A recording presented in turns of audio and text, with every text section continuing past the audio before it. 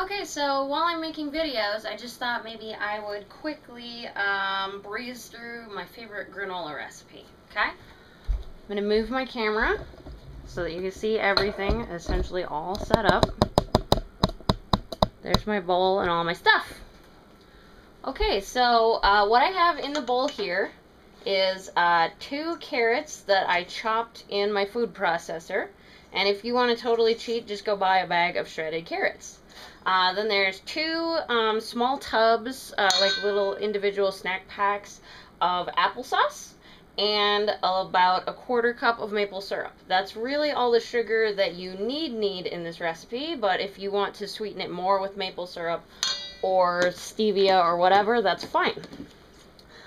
Traditional granolas generally use a whole lot of rolled oats, and they're actually not as particularly healthy as I wish they were. So I'm going to use a little bit of oats because that's going to suck up some of this liquid, but not too much actually. I'm going to start to fold this in. That was only about a 1/2 cup. And the rest of this I'm using about a cup. So I've popped some amaranth, and you've probably, hopefully, watched my video. This should be just about a cup.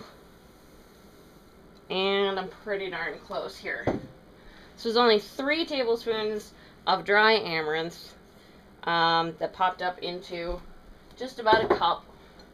Actually, almost exactly a cup of popped amaranth. I've also bought puffed millet. It's exactly the same thing, only it's millet. It's a different whole grain. I'm going to use about a cup of that.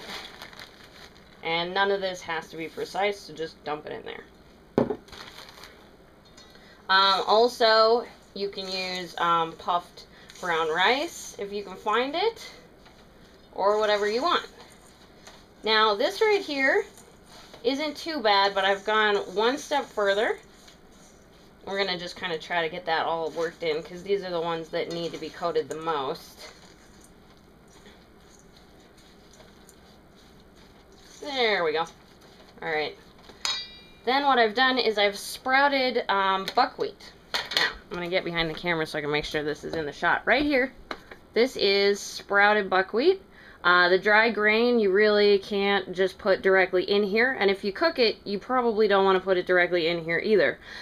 So what I do is I soak it for a day in cold water, and then I just put it in my little sprouter, and as you can see, oh, it's dripping just a little, whoop, you get these really cute little like piggy tails, and then it's really soft, like I can squish it with my finger, and it's basically, you can use it for cereal, you can dehydrate it and bake with it, doesn't really matter.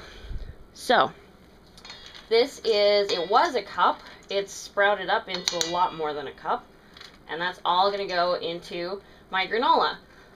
This granola is going to have a lot less fat and calories because we're using things that either have air or water incorporated into them instead of these dense, oat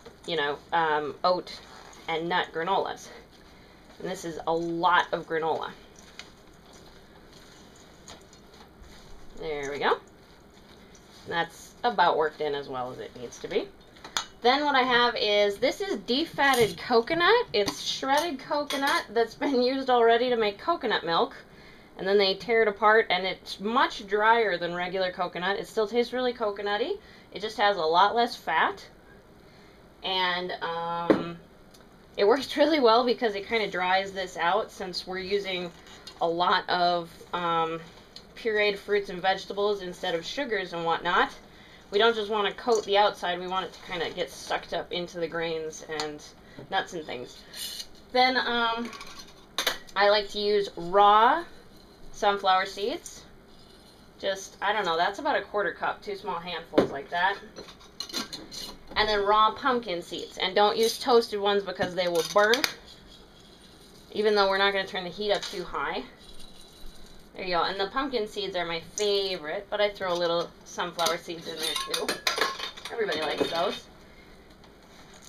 And then this, right here, once it gets worked through, is granola, essentially. And I'm going to spread it onto my sheet pans right here. I'm going to spread it pretty thick I want it to be really crunchy clusters.